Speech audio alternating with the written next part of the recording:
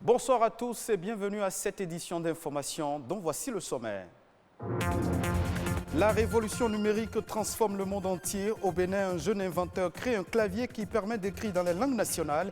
À l'occasion de la journée mondiale de l'alphabétisation célébrée ce mardi, Rodrigue Bababito nous emmène à sa découverte. Une autre invention, le foyer solaire alimenté par les coques de noix de palme carbonisées. Son inventeur, Gildas Natabou, entend ainsi contribuer à la préservation de l'environnement. Dans ce journal, nous irons aussi à la découverte de son foyer solaire. Elle fait partie des candidats en lice pour les demi-finales de The Voice Afrique francophone saison 3. Karina Sen, c'est son nom. Cette artiste béninoise nous parle de sa carrière et de son parcours pendant les phases précédentes de The Voice Afrique francophone saison 3. Le 8 septembre de chaque année, le monde entier marque un arrêt pour se pencher sur l'alphabétisation. Dans le reportage à suivre, nous vous emmenons à la découverte d'un jeune béninois qui allie le numérique à la maîtrise des langues nationales. Il a mis au point un clavier qui permet d'écrire dans les langues du Bénin. Comment réussir à écrire Mikuabo, Mikudo, Gbada et même envoyer des stickers en fongbe à ses contacts grâce à ce clavier. Élément de réponse dans ce reportage signé Rodrigue Bababito. Écrire dans sa langue maternelle n'a jamais été le fort de Ruth jusqu'à il y a quelques mois. Aujourd'hui, elle y est attirée de plus en plus.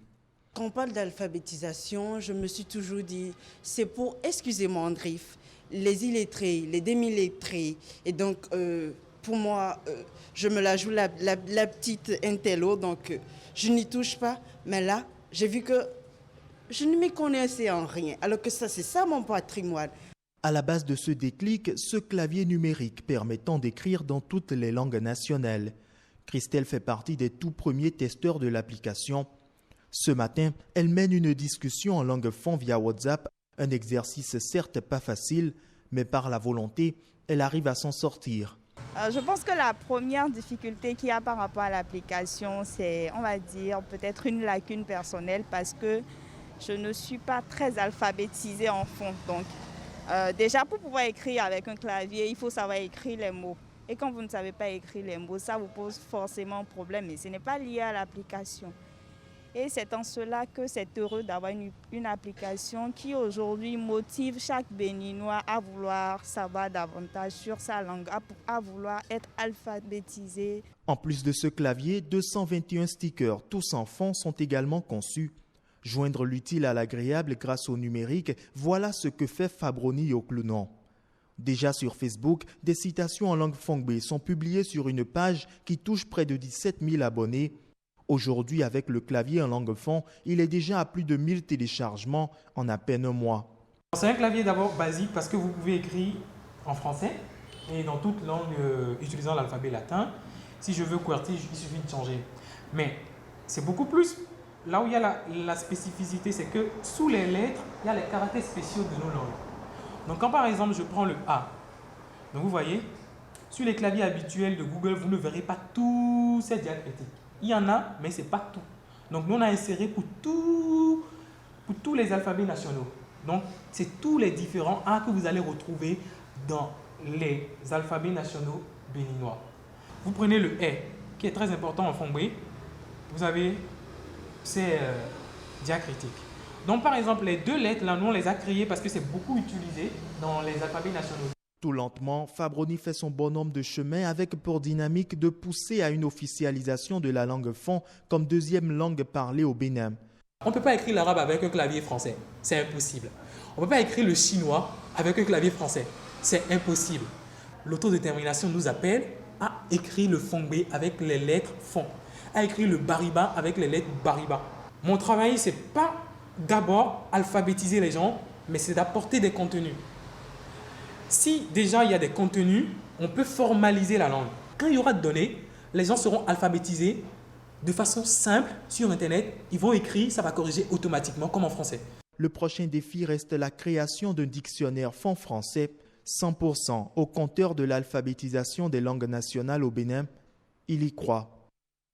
Au Bénin, 4 ménages sur 5 utilisent le charbon ou le bois de chauffe pour cuire leur repas, avec pour conséquence de cette pratique ancestrale la déforestation et l'émission de gaz à effet de serre.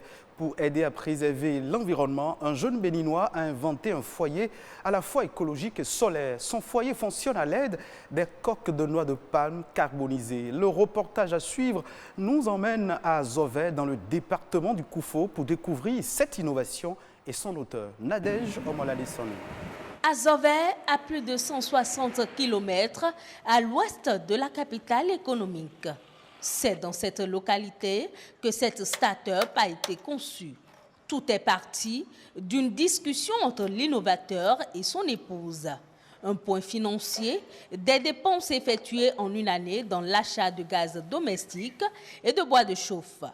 Cet échange a permis aux deux partenaires de se rendre à l'évidence des dépenses énormes injectées dans la cuisson des aliments. Tout de suite, l'homme a l'idée de créer un foyer à la fois économique et respectueux de l'environnement. Nous avons la coque de noix de palme disponible dans nos campagnes. C'est la matière que les forgerons utilisent pour refondre le fer. C'est-à-dire que c'est un combustible efficace. Pourquoi ne pas faire un fourneau qui va utiliser ce combustible? Et c'est le début d'une création d'entreprise. Du métier de secrétaire qu'il a exercé pendant des années, l'innovateur de ce projet passe au statut de chef d'entreprise. Dans ses nouvelles fonctions, la tâche ne lui sera pas facile. Parmi ces difficultés, c'est la difficulté technique. La technicité, c'est vrai, j'ai la matière dans ma tête. Il faut matérialiser cela, il faut trouver les moyens, investir, acheter les matériels, acheter les instruments, c'est difficile. Après avoir surmonté plusieurs obstacles, il finit par concevoir les premiers foyers écologiques. De simples foyers qui fonctionnent avec des coques de noix de palme carbonisées. Après les critiques et suggestions de ses premiers utilisateurs, Gilles Natabou a approfondi ses recherches. Il en est arrivé à l'améliorer, voire le moderniser. Au cours de mes recherches, j'ai vu un dispositif que j'ai acheté également en ligne. Moi, je l'appelle un système de réglage. Ouais. On n'a plus besoin de prendre l'éventail pour activer le feu. Avec le souffleur, vous allez brancher seulement et augmenter un peu le volume. Et en ce temps, il faut qu'on ne va pas faire d'autres choses. Conçu il y a seulement quelques mois, le foyer est aujourd'hui la première option de cuisson de nombreux ménages de cette localité et même des grandes villes. J'utilisais les foyers traditionnels qui fonctionnent avec les sciures de bois. Chaque mois, j'achetais 3 sacs de 50 kg qui me reviennent à 6 000 francs. Depuis que j'ai connu les foyers solaires, j'économise énormément. 3 bassines de coque vendues à 1 000 francs, la bassine couvre le mois.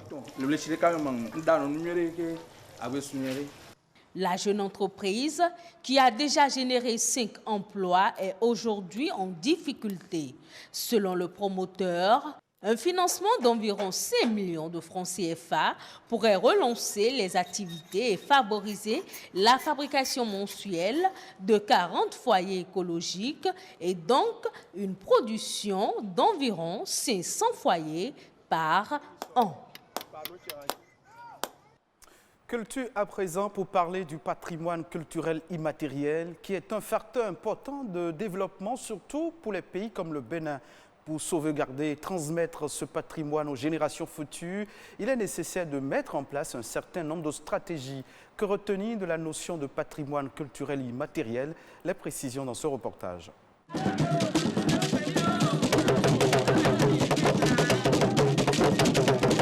Ceci est un exemple de ce qu'est le patrimoine culturel immatériel. Encore appelé patrimoine vivant, c'est la principale source de la diversité culturelle. Dans le patrimoine, vous avez héritage. Donc c'est l'héritage que vous avez acquis à votre naissance et qui vous permet d'être un homme parmi les hommes. La façon dont nous mangeons, la façon dont nous nous habillons, la façon dont nous nous logeons, la façon dont nous nous déplaçons, nous nous soignons, Tout ça fait partie du patrimoine culturel immatériel. Chants, danses, traditions orales, rythmes et rites, autant de spécificités du patrimoine immatériel susceptibles de contribuer au développement culturel et socio-économique de tout pays qui sait les valoriser. Sans la promotion réelle de la culture en général, une nation ne peut jamais prétendre se développer. On peut organiser un festival international pour faire venir des gens au Bénin pour découvrir ce vestige-là qui est en forte disparition. Lorsque ces visiteurs viennent, on peut, sur la base, j'ai parlé de Masgelele, produire ce qu'on appelle des objets de souvenirs qui sont vendus aux étrangers et tous les touristes aujourd'hui adorent retourner chez eux avec un objet de souvenir de la destination qu'ils ont visitée. Cette richesse culturelle mérite d'être sauvegardée et transmise de génération en génération au risque de perdre sa valeur au fil des années. Une sauvegarde du patrimoine vivant qui n'est possible qu'à travers la mise en place de stratégies adéquates. En termes de stratégie, premièrement, il faut introduire les langues béninoises dans notre système éducatif béninois. Il est temps que nous ayons un institut de recherche culturelle qui soit une institution respectable par les moyens qu'on y met et les ressources humaines qui les animent. Prendre conscience du rôle de ce patrimoine dans la construction des identités culturelles et dans les meilleures connaissances de soi s'avère un atout.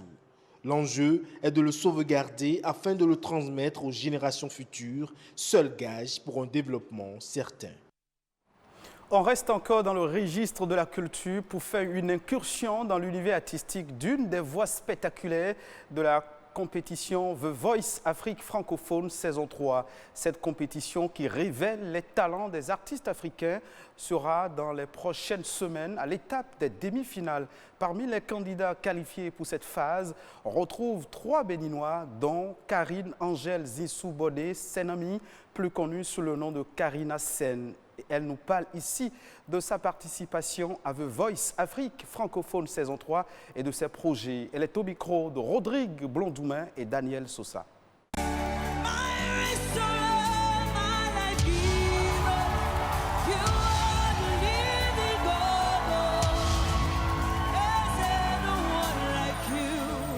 The Voice Afrique francophone, c'est une expérience inouïe. C'est une expérience comme on n'en a jamais vu, en tout cas comme j'en ai jamais vu.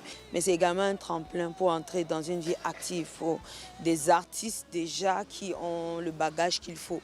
C'est un boost pour ma carrière parce que depuis mon apparition à The Voice Afrique francophone, j'ai brassé une très très grande communauté déjà de personnes qui me suivent, de fans, de personnes qui croient en ce que je fais, qui croient en dépôt que le Seigneur a mis en moi.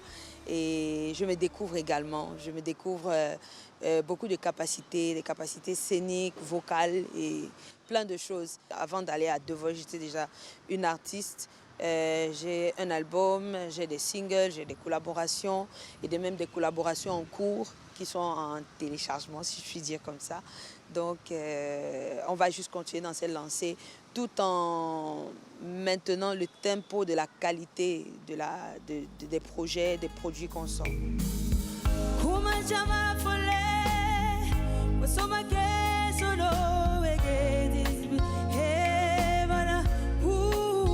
On se concentre plus pour tout ça, pour la compétition physiquement, spirituellement, matériellement et même financièrement parce qu'il y a plein de choses à faire.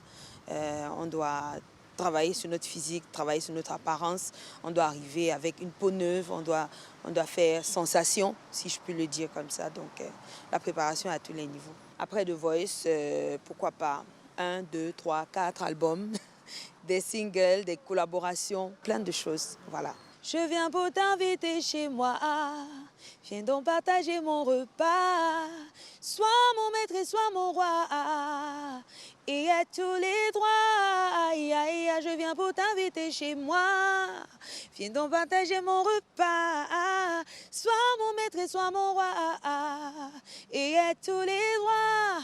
Car tu n'as pas changé, tu n'as pas changé, tu n'as pas changé. Tu n'as pas changé. Ce sera tout pour cette session d'information. Merci de votre fidélité. Retrouvez cette édition sur le site de l'ORTB, www.ortb.bg.